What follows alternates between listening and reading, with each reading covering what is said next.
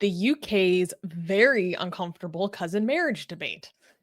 The UK's debate over first cousin marriage has reignited after Richard Holden, a former Conservative minister, proposed banning the practice through the Marriage Prohibited Degrees of Relationships bill, citing health risks and concerns over women's rights. Quote, it's about more than one marriage. It's about the values and foundations of our society and our democracy, Holden argued, emphasizing the higher risk of genetic disorders and the societal control that is often associated with such unions. Independent MP Iqbal Mohamed acknowledged the risks but opposed a legal ban, advocating instead for health education and genetic screening. Quote, a much more positive approach would be to facilitate advanced genetic screening and run health education programs targeting those communities, Mohammed countered, highlighting cultural sensitivity. With Downing Street confirming no plans for legislative change, the issue remains a divisive topic in the UK. So here's the thing. How about we watch the statements from the minister that introduced the bill, and then we can watch the statements that were the rebuttal that had a big reaction.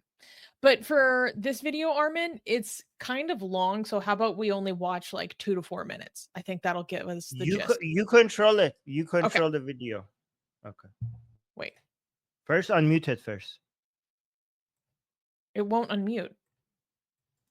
Okay, let me. It won't do it unmute. First cousin marriage. Okay. No, stop. Wrong one. However, the practice. Richard Holden.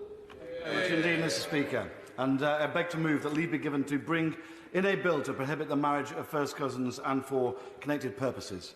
Mr. Speaker, members across the House may wonder why first cousin marriage is not already illegal. In fact, many in this House and in the country may already believe that it is, and that is understandable. Because as early as the middle of the 5th century in England, the Church practiced the Roman doctrine on first cousin marriage, which was clarified by the first Archbishop of Canterbury in the early 8th century in a letter from Pope Gregory I. The letter cited Leviticus 18:6, in which he said, "Sacred law forbade a man to uncover his nakedness of that of his near kin." Throughout the centuries that followed, this canon law forbidding first cousin marriage remained the norm, and by the 11th century extended up till sixth cousins.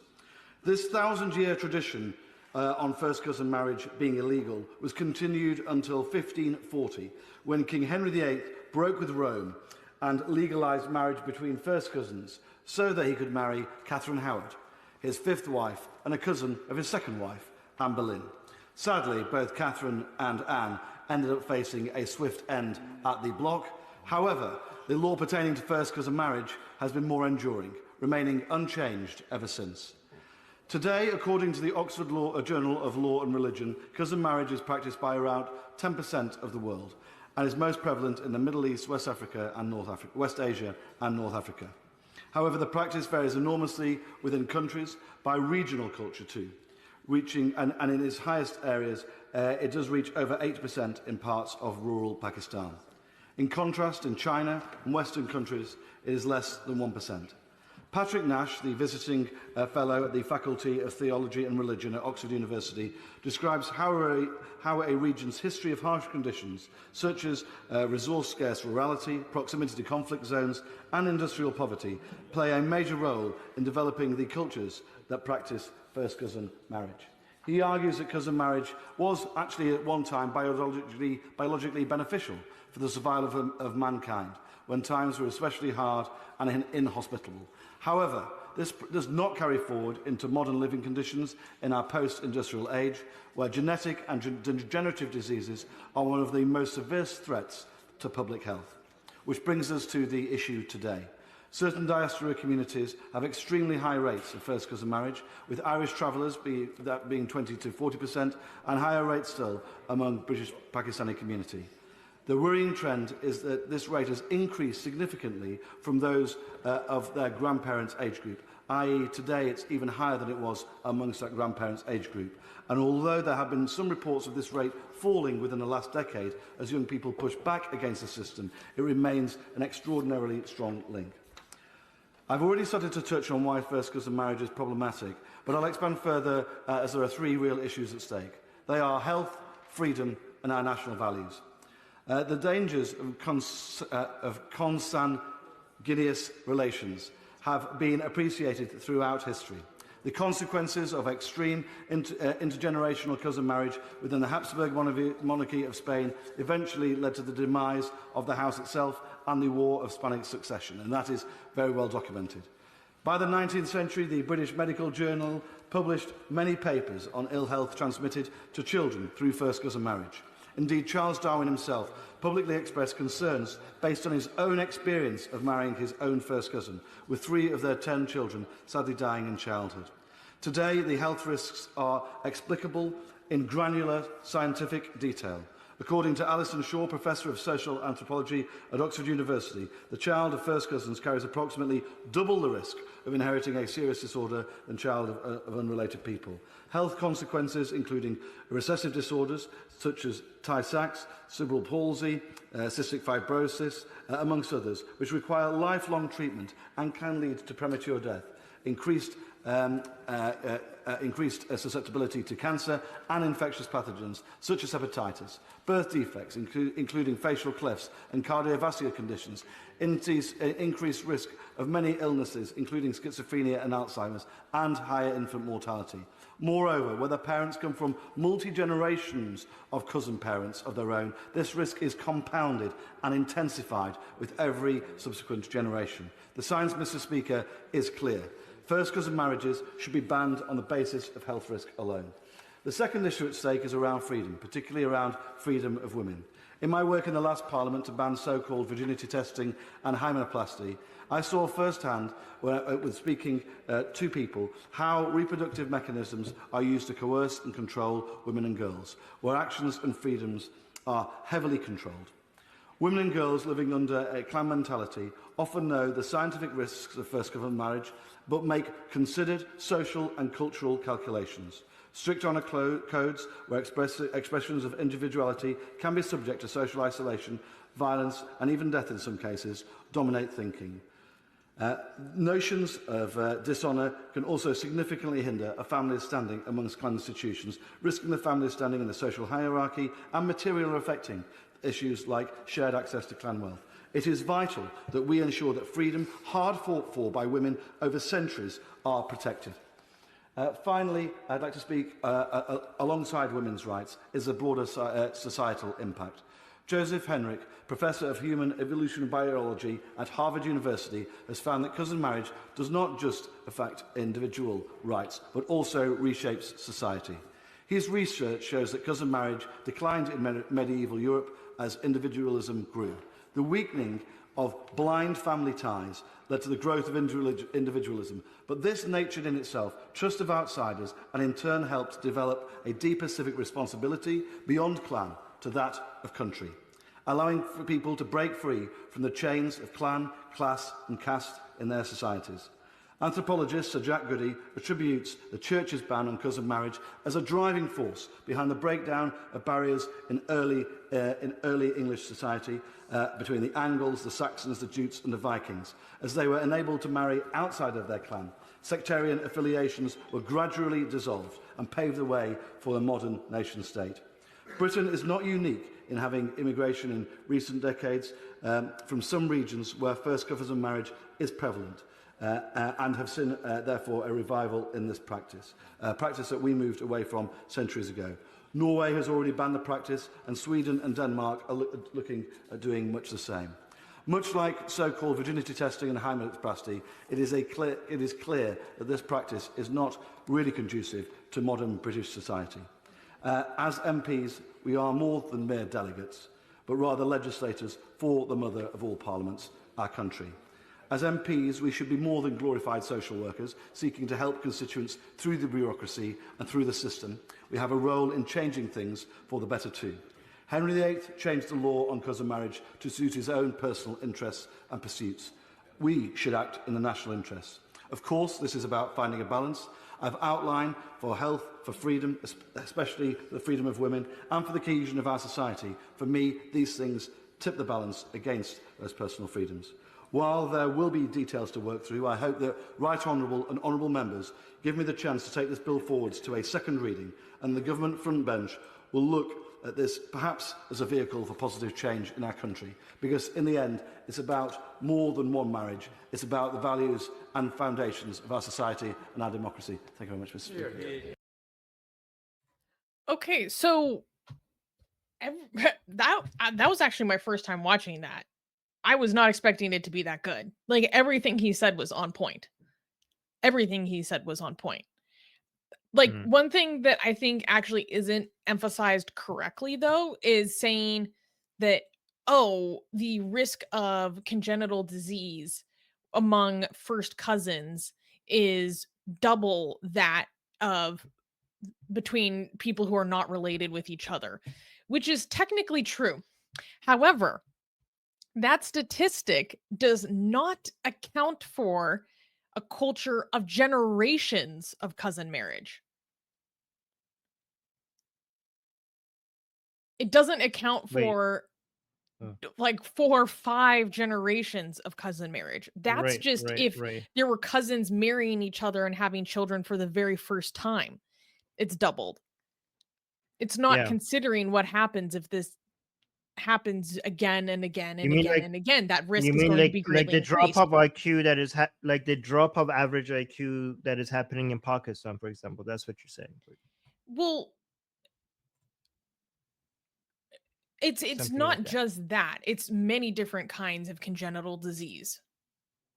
It's many Right. different kinds of congenital disease. And this is a huge problem because not only, like, someone had a comment here, Naveed, saying if they're not hurting me or anyone else, doesn't it limit their liberties to stop this type of marriage? But the problem is, Naveed, is that it is hurting other people. Yeah, it's hurting the Oftentimes entire they're society. children. The risk of infant mortality is way higher. If you look at the rates of infant mortality within Pakistan itself, it's incredibly high. Now, maybe some of that could be attributed to the, like, material conditions of maybe like rural counties or whatever, but it also is strongly correlated with the disorders that these children are born with. And then one thing else that I want to talk a little bit more, probably after we show the next video, is that even if those children are not born with congenital disease themselves, there is a strong argument that it actually does hurt the rest of society. Right. And well, we, because of the tribalism, basically. And we can to the point that it there are so many children that are being born with congenital inbreeding diseases in certain cities in the UK that they are hiring special, like, intensive care nurses who have experience dealing with children with these diseases and from this background. They literally have to go hire specially trained people to deal with this. A long time ago, in the early 2000s, the BBC did a documentary about cousin marriage in the British Pakistani community. I don't think this documentary could be made today. And I can't remember what it's called, but it goes into showing what the lives of these children are like, how the parents deny that these children who are extremely disabled, and these kids in this one family that they showed were suffering. They were suffering. This one boy who was basically nonverbal. He was probably 15 years old, and he would be wailing without speaking words, lying on the floor because his congenital disease, because his parents were cousins, is slowly rendering him blind. So he'd be in their backyard where he's not allowed to leave, just wailing and screaming because he's slowly going blind. And the documentary goes into um all of the burden upon the British taxpayer And this was back in 2006 or something. And how it's a very specific and unique thing. And it is having all these very ill effects on children. And also the effects upon the system. The NHS already has a lot of very serious problems. And when they were interviewing the parents of these children, they were like, "Oh, do you think this happened to your kids because you guys are cousins?" And they're like, "No, no, no. It's because the doctors gave them Western medicine and vaccines when they were a kid." Huh? Yeah. They blamed it all on Western medicine. Like, "Oh, the doctors Oh. purposefully did this to my kids." They were in complete denial that it had anything to do with the fact that they were so closely related. Ungrateful fucks. Yeah, it was very, very shocking. This documentary is available on YouTube. Like, if you guys want to see this yourself, you can go find this documentary. Literally just Google like BBC cousin marriage documentary. And so there's more I want to talk about, but how about we their doctors RFK Jr. Yeah, exactly. How about we watch the comments that got all the backlash? Let me unmute it for you. With first Go cousin ahead. marriage. And I agree. Wait, can you give the context? So this is the Muslim guy in the Muslim member of parliament in the UK who is in favor of allowing cousin marriage. Am I correct? Basically he's putting up contentions around banning it. Well, okay. This is very quiet though. I don't know how to make this louder. I have a way. Okay. I could play it on VLC and share my screen instead and boost the volume. Do you want me to do that? Yeah, I think that'd be better. And this is Armin, this is one of those MPs that is trying to maybe form a new party with Jeremy Corbyn. Yeah, I know. I saw his. Yeah, exactly. Remember, I showed you the chart. This is one of those guys. I think they literally call them the Gaza block. Yes. Okay, so let me. The absolute state that we're in. Whoops. Hold on.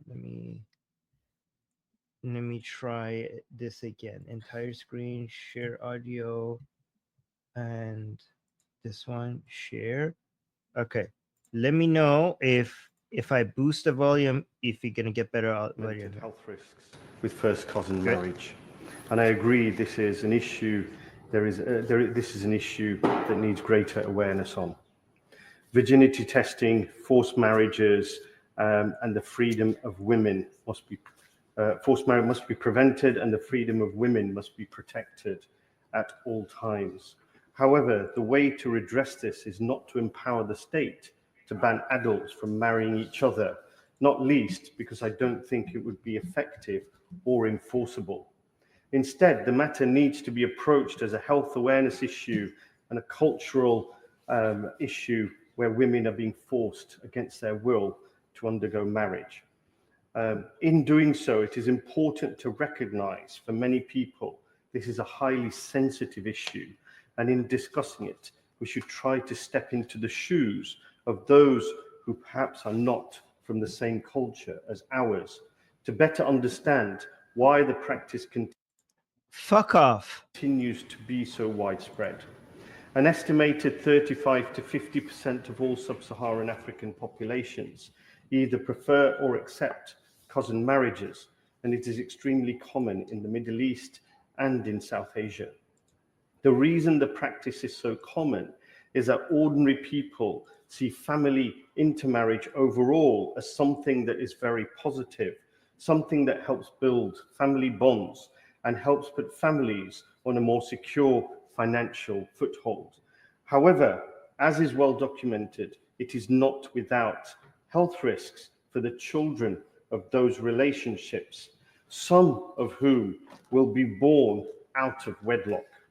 Instead of stigmatizing those who are in cousin marriages or those inclined to be, a much more positive approach would be to facilitate advanced genetic test screening for prospective married couples, as is the case in all Arab countries in the Persian Gulf, and more generally to run health education programs targeting those communities where the practice is most common. I would therefore urge the House to vote against this motion and to find a more positive approach to addressing the issues that are caused by first cousin marriages, including the health risks and the consequences of modern conflicts and displacement of population around the world. Wow. So there's so many things about his argument that I want to pick apart. One is that it's like not going to be effective and it's not going to be enforceable. Well, you have to try first. Two, he says, oh no, well, I mean, if we do this, then there are just going to be children born out of wedlock. That's very possible because basically they won't be officially married, but they'll be, pragmatically married, married spiritually, but not on the books, not through a civil marriage. Well, I still think it would probably cut down the rate of that happening in general. Two, when he talks about like it's seen as very positive and we should stigmatize people, like if there are people who are already in a cousin marriage, like they're not going to have their marriage nullified. I doubt that would yeah, you're losing yourself here. No, the comment is because they go like, oh, the effect of being displaced and stuff. So this comment is just, I lost it. Yeah. I have to diddle my cousin because I'm displaced. Yeah, okay. That was Yeah. And I don't know, this idea that there needs to be like health education. How about we ban it and do health education? How about we do both? Why is it zero sum? Why can we only do one or the other? Why not do both? Then the other thing is like, oh, well, instead we should just facilitate genetic testing. So what? Is this going to be another burden upon the taxpayer? Like hoping that more people do genetic testing before they get married? No. How about we take a step in the right direction and disallow it? And there will be people who try to get around it. And then there will be other things that need to be recompensed because of that. But people need to understand that part of the reason why it is important to ban certain and there's a difference between banning and criminalizing, right? So there's a reason why it's important to ban and sometimes criminalize harmful cultural practices. And the reason why it is important is because not only is it for the protection of many individuals who would be victimized by these practices that infringe upon individual liberties, but it also is about sending a message. Like, why is it important to ban and criminalize female genital mutilation? It is not only because that is a very harmful practice that renders great harm, lifelong damage to the people who are victimized by that practice. It is important because it also sends a message. It is important to ban and sometimes additionally criminalize harmful cultural practices because it sends a message that that practice is intolerable within society. And the reason why sending that message and telegraphing that there will be potentially consequences for that behavior is because that will facilitate a cultural shift towards eradicating the practice. I hope people understand me. It is important to ban and sometimes criminalize these practices because it's facilitating a cultural shift that will lead people to eventually eradicate the practice. People will not eradicate the practice if it is tacitly allowed. Go ahead. The problem The problem is in the UK, they're making a parallel legal structure with their own Sharia courts. Beyond just making a parallel society, they're also they're building a nation within a nation by establishing laws not recognized by the Yeah. United Kingdoms, and if even if society. So what Susanna is suggesting is that the utility of making something illegal is not just to ban it legally, but to create a culture making something taboo. That is exactly why the Muslim community in the UK is creating their own Sharia courts. They're calling it Sharia councils and stuff. So that the criminalization of the actual legal structure of the society would not have that impact. So, for example, let's say you don't have cousin marriage. Well, if I'm a Muslim, I see myself in the UK, I could see myself more part of the Ummah rather than a UK citizen. So even if the UK as a country doesn't recognize my marriage, well, the Sharia Council recognizes my marriage. This is not adultery anymore. I am married to my cousin because I have been married to my cousin in the Sharia court. So it would not work as a taboo. I would consider this a marriage. And even if the state bans cousin marriage, the state hasn't banned cousin sex. It has only banned cousin marriage. I mean, the state might consider this to be sex outside of marriage. I don't see it sex outside of marriage as a Muslim because I have been shared by Sharia law. I have been married with my cousin already. This is why this is the problem in the UK is so much more deep rooted. The fact that you have a parallel society that even if you try to make something taboo in society, well, they have their own society that will see things differently, even to the point that they're creating their own legal system. So this is like you have to go. I mean, I think like it's too. This is it's kind of like having like a poisonous plant uh, just spreading into your garden and destroying everything.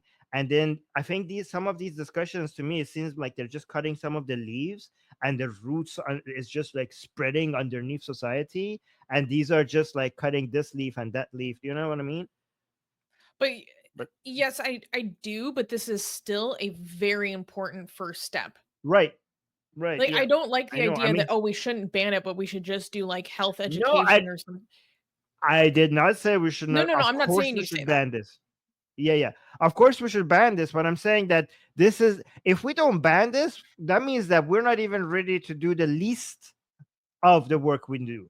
I'm saying this is not enough. Of course we should ban this, but we should be doing so much more than just banning this. There is a nation that is being created within the nation. This is guys, this is a lot of people think this is hyperbole. I do not think this is. I will argue this. I will show you why this is when I say this is an invasion from within, a lot of people think that this is far right narrative I don't like and that it's term. exaggerating. What? I don't like that You term. don't Susie doesn't like that term either, but I don't understand how. I would argue this. I don't understand how this is not an invasion from between, because to me, an invasion means carving out a nation, okay, either from outside or from within. And when you are creating a parallel legal system, what is a nation state? How do nation states um, declare themselves or establish themselves? Is the main way they do that is by establishing law, right? So if you are creating law different from the law of the nation state that you belong to, that is creating a nation within a nation. That is the very definition of an invasion. So that's why I have no hesitation calling this an invasion. But maybe I'm wrong.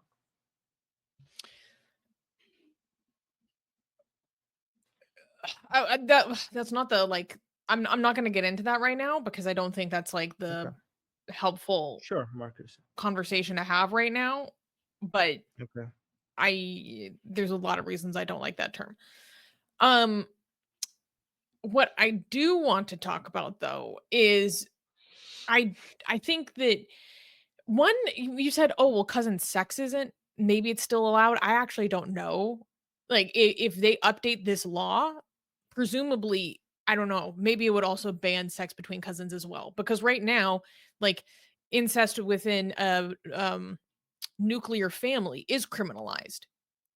It's a crime, So they could add that to the books. You know what I mean?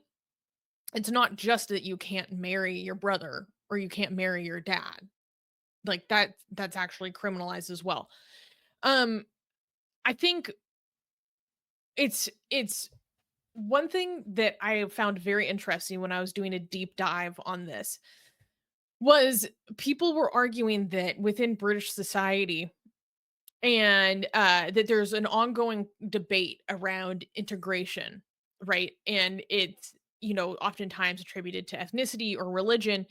And but there was this one person who where did they write this? This was Matthew Syed in the Sunday Times. He made a very interesting point where he was saying that he thinks that this separation within society, this self-segregation, is more attributable to cousin marriage. And here's his argument. Cousin marriage, you see, is perhaps the ultimate mechanism of cultural separation. It is well understood by anthropologists who have studied kinship institutions around the world, from tribes and clans and lineages to uh, biraderi. When a Tutsi marries a Tutsi, they ensure that they remain sequestered from outsiders, such as Hutus, and their children will sustain the family tradition. The same is true in Afghanistan, which has one of the highest rates of consanguineous marriage in the world, and clans have persisted for thousands of years.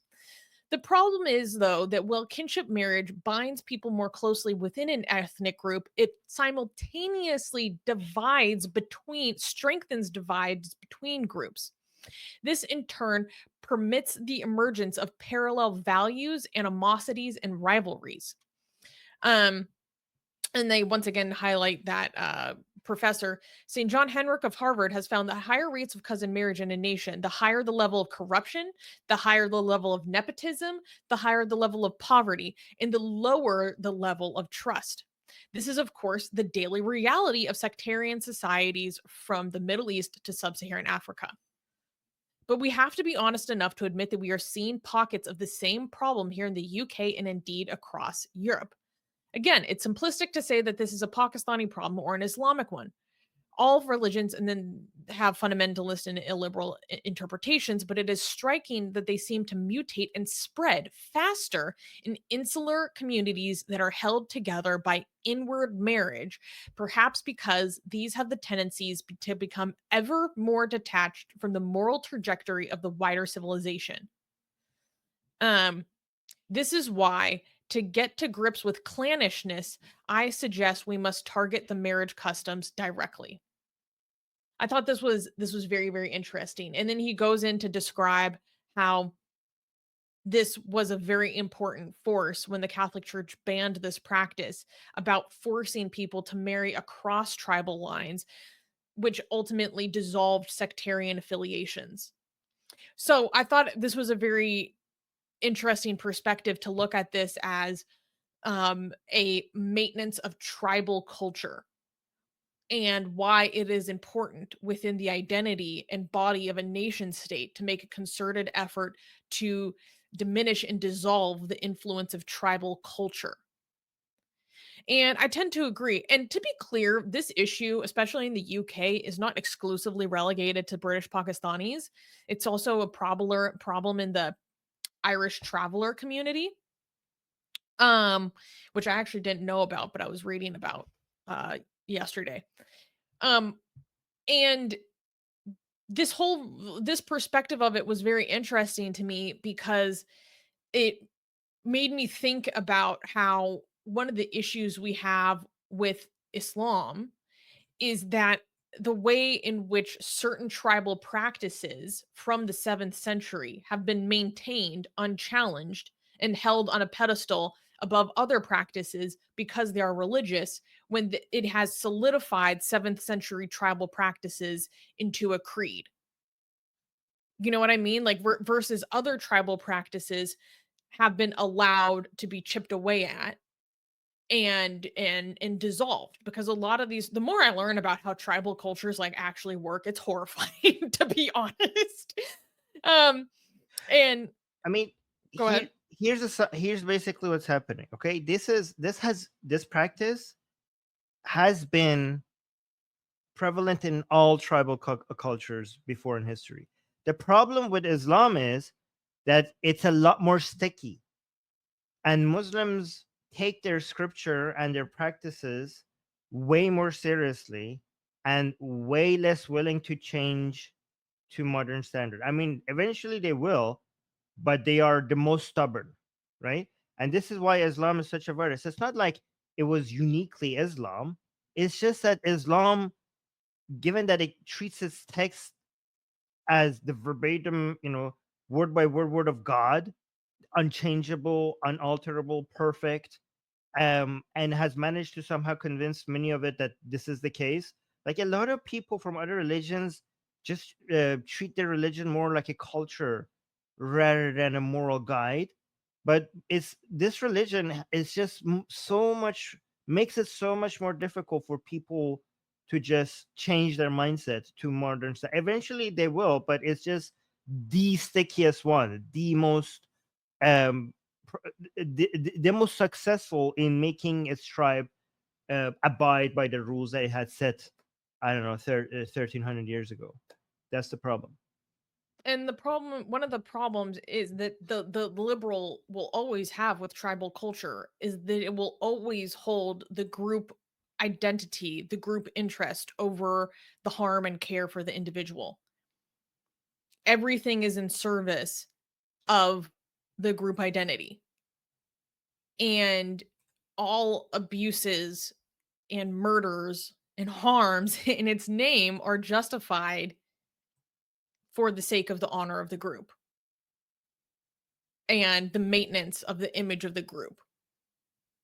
And yeah, there's so many examples of this. But actually, Armin, before I react to the comments that Dee found in the article as well as in our live chat, could you explain for those who don't know what is the origin of cousin marriage in Islam? We actually haven't talked about that. Well, I mean, Islam makes it very clear in the Quran who are the people you're not allowed to marry, right?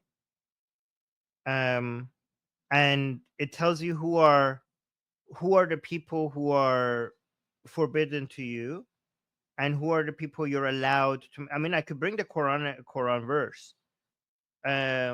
So, and the list does not include cousins. Like it tells you that you cannot marry your sister, you cannot marry your mother, you cannot marry your daughter.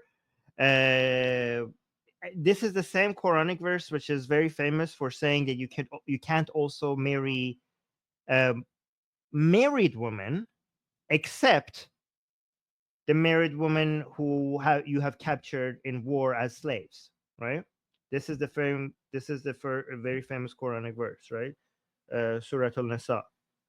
I could bring up the verse if you want. And because it doesn't, I mean, the hadith goes into a lot more detail about this than the Quran. But given that the list is very long about the list of people who you are not allowed to marry, and given that it doesn't include cousins, that means cousins are allowed.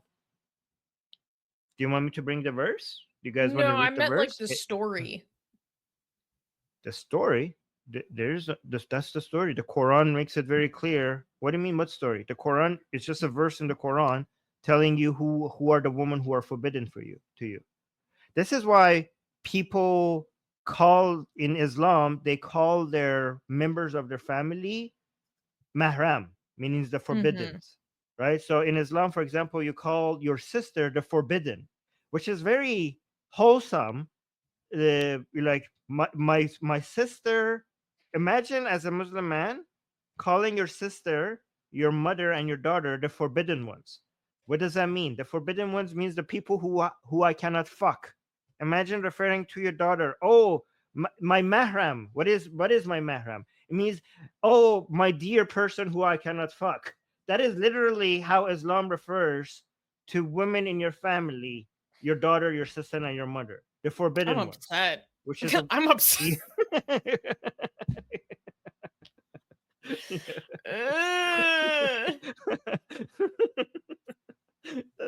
I'm not kidding, guys. Like it's such a, like, even Iran, this is such a part of, like, it's such a deep part of the language right now that people don't even remember where this comes from. Like, oh, these are my mahrams. Like, what does that mean? It means the forbidden ones. Like, why? Because people sometimes think, like, why are you calling your sister the forbidden one? Aren't your sister, your daughter, and your mother the only people that you could actually look at without a hijab? So they should be not the forbidden ones, because you could look at them without the hijab. Like, yes, you can look at them without the hijab, but they're called the forbidden ones because you cannot have sex with them. You cannot marry them. That's why they're called the forbidden ones. We're saying, brother, ew. Yes, this is Ew, brother, Islam. ew. Ew, brother, ew. Oh my God, that's upsetting. Heavy Gretel is saying it's like exclusively viewing women through the lens of sex. Yeah, exactly. She who I can boink, and she who I cannot boink. Exactly. That's and like, let's separate women. Exactly. You're right, Heavy Gretel. It categorizes women based on fuckability. That's how it looks at women. Like It's their sole function, after all. yes. Yeah, incredible. Oh my God. So let's go to the comments in the article, Armin, that Dee found for us. Oh, okay. Let's go this one. Someone is saying he's not conducive to the UK's interests and should be removed as an MP. I would be inclined to agree. I don't think that facilitating, congenital harm to thousands of infants is conducive. Because he's like, oh, well, it's not enforceable and it's not going to be effective. I would wager to guess that it would probably lower the rates. It might not end the rates at first, but I would guess that it would help lower them. Especially if you look at other efforts that the UK or other countries have done to eliminate or ban and criminalize other harmful cultural practices. They still happen, but it helped make things drop. It also helps give prosecutors and social workers the tools to help people in those situations. Were there more comments in the article? Yes. Let's go down here. This person is saying, unfortunately, there is only one culture that needs to be tended to. That's the great British culture. You have to integrate into our society, or simply put, leave. You know, actually, this reminded me of something. And this is something that I've actually been told about from my friends in the UK that are Pakistani Britons. And they say one of the biggest problems with cousin marriage in the UK that wasn't talked about in this what we've talked about so far is that what some British Pakistanis do is they bring someone back from Pakistan with every generation. So they'll go find a cousin back home, back in Pakistan, to marry. So this creates a phenomenon known as a first generation, every generation. So every generation will import a cousin to marry. So then they have a first generation immigrant in every generation. And the reason why this is so problematic is because this is a huge contributor to lack of integration, which makes sense. That would make complete sense. If you have a first generation immigrant in every single generation, it's going to be a lot more sticky of maintaining culture and values that is outside of the culture and values of Great Britain. And so I thought it was very interesting to hear from my friends who've like literally witnessed this in their own communities, being like, yes, there is a huge problem of first generation, every generation. That makes this whole situation a lot worse. That's interesting. And this person is saying, their religion comes before all else with these people. They should not be in positions of power or influence for that reason. Yeah, exactly. Exactly. And I don't understand how this is still an argument. One politician comes like, this is very harmful, we have to do something about it, and the other politician, the Muslim politician, comes and like, well, but have you considered that some people would be upset? Have you considered that some people are sensitive about this? Have you considered that some people will say, nah, because my religion doesn't like this? How is this an argument? How is this a serious political point that, yeah, I see all your scientific points, but to counter that, we don't like that? Because, and you have to take that seriously because because we're gonna cry about it. Like, this is our Armin, I mean, we have deeply held it's a Huh. point because it has worked. right. I don't know. It's really that simple. Basically, crying loud gets you your way. Apparently, like we have shown Muslims that if you cry loud enough, I'm like, but my religion, my God, does not like this, and therefore I don't like this, and that's a serious political argument, and you should take it seriously. And I am using this argument because last time I did this, you listened to me, so I've learned that actually this works here in this country. Dude, So I'm it's a going to keep nightmare. doing it. Yeah. Okay. Yeah, Unbelievable. we need to understand that there are lots of different communities around the world that will not end intolerable practices unless they are pushed to.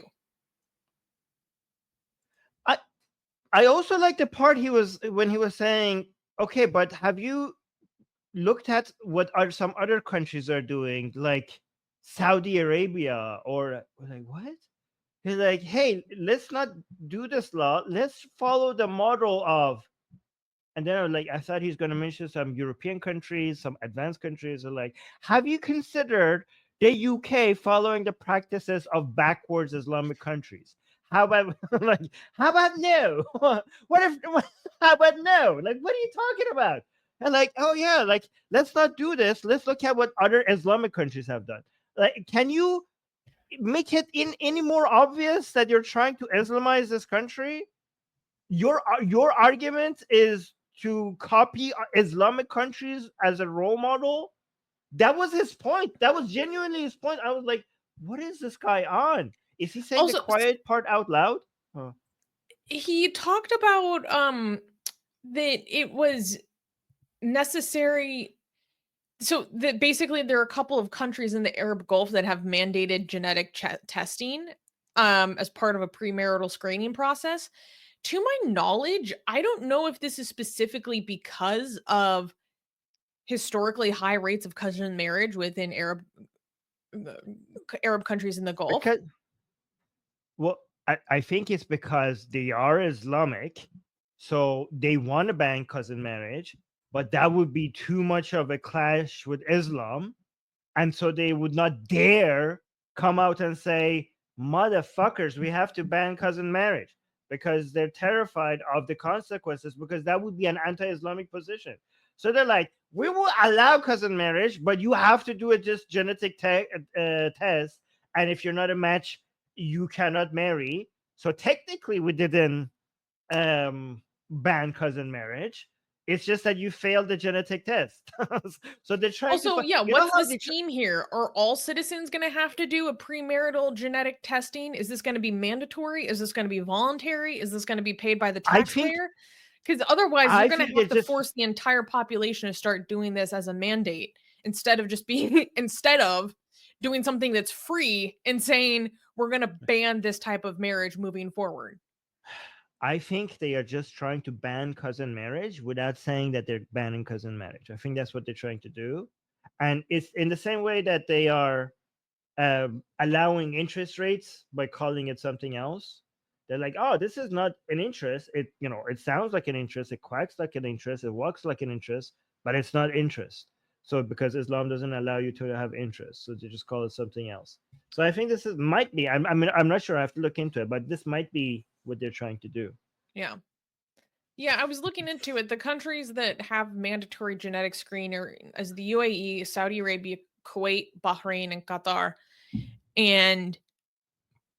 But I'm not even sure if you have a genetic, I don't even think it's necessarily that if you do this genetic screen and you have a genetic condition or hereditary disorder that you're not allowed to marry. I think it's for transparency between people. Like one of these, Qatar, you have to, it's compulsory to do a blood test for genetic and sexually transmitted diseases before marriage. I mean, like the STDs kind of make sense. I don't know. Like, okay, let's see that you have something. Are you not allowed to get married? It's not clear to me. Yeah, these programs aid to reduce the incidence of genetic disorders and provide couples with information to make informed decisions. So that doesn't even mean that they don't allow it. Okay, so let's go to the comments in our live chat. So Sedge just became a YouTube member. Thank you, Sedge. This is a good reminder that a great way to help support the channel and keep our work going is to become a YouTube member. And you can do that by hitting the join button down below. Or you can support us on PayPal. So Gaysian American, thank you for the super chat saying, I'm not sure how to pronounce this, Harmon. Would Al-Khawazmi? Are you talking about Khwarazmi? I don't know. Be the patron saint / Shen of algorithms. The pro cousin lover side should make Queen Elizabeth their icon. Wait, she just did it recently. I don't even think she's the most inbred from cousin marriages in terms of royals. You know, whoever is the most inbred because of royal inbreeding should be the patron saint. Gaysian is saying, would cousin marriage be okay with gene-edited kids or surrogate eggs? I'm trying to account for my Ruist bias. To be honest, I don't think so because of all the issues that come from clan and tribal allegiance. That's my personal opinion. I think I already answered this. Yes, I did. Shuvo is saying, I wonder what is the thought process behind marrying your kids to their cousins? Is it simply convenience because you do not need to look for marriage proposals, which is common in the subcontinent? So there's a lot of reasons for this. Oftentimes it is a financial consideration to keep wealth within the family. And this was often why the royals would inbreed, is to keep wealth and property and power within the family, right?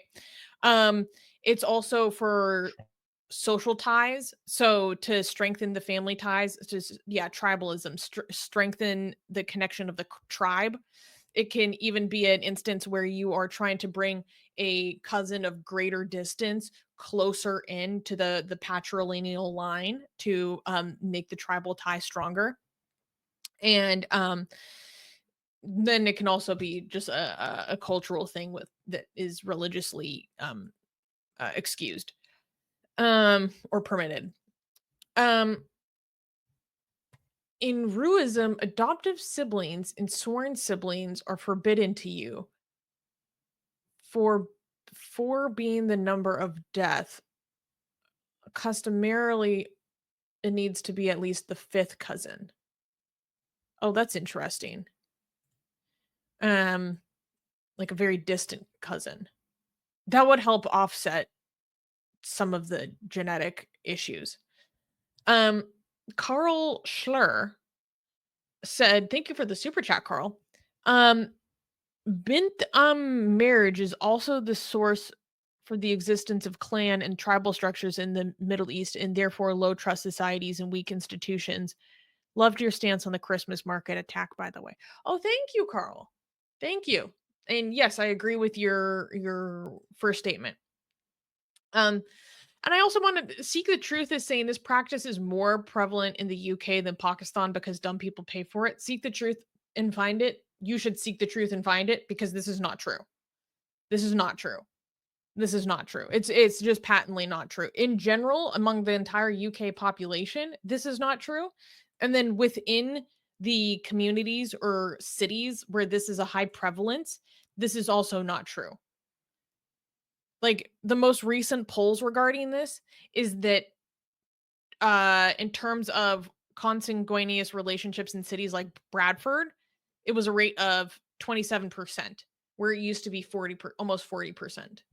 Versus in areas of Pakistan, it's over 63% for an entire region.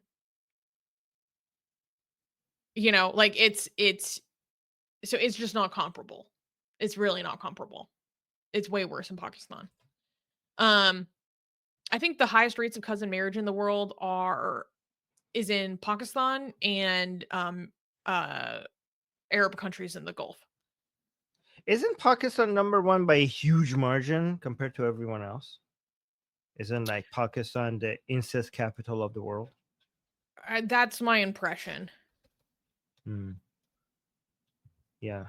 Young Atheist, who's an atheist from Pakistan, says Pakistan is on a different level. Yes.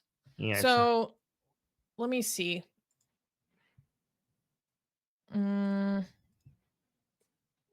Some of our data on this is a bit outdated. Pakistan as a whole, not looking at different regions, I think is among the 65% to 70%. And some of the Arab Gulf countries, it looks like the highest is Iraq. Around UK 50%. has picked the best country. And the other When Arab it comes Gulf to countries look like they're about 40 to 45%. But I don't know how up to date that data is.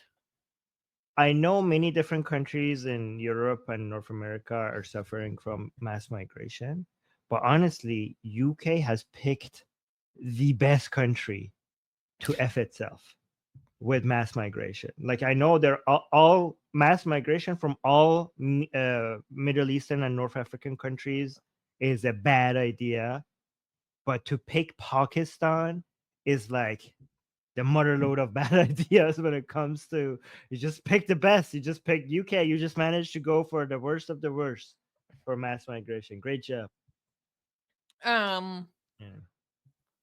Yeah, but the good news is, I mean, that based on recent data, the rates within these communities where it does happen in the UK is dropping. Do you know who makes the most amazing, gorgeous, and other adjectives that I can't use here on YouTube, blasphemous art ever? We do! And for some reason, we are giving it away for free. Download them now using the link in the description before we change our mind.